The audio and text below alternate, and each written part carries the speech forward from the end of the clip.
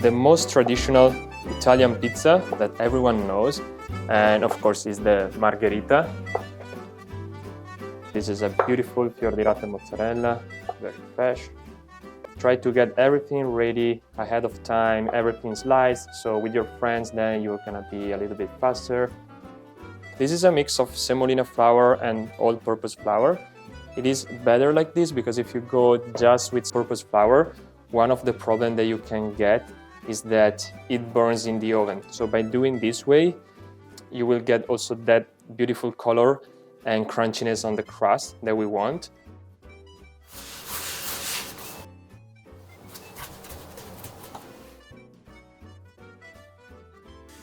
So, okay, put this here. This is San Marzano Tomato Sauce. Look how beautiful it is. Pinch of oregano, not too much, just a little bit. Fior di Latte Mozzarella. Some extra virgin olive oil. We're ready to go in the oven. Right now, the oven is ready. It is at 680 Fahrenheit.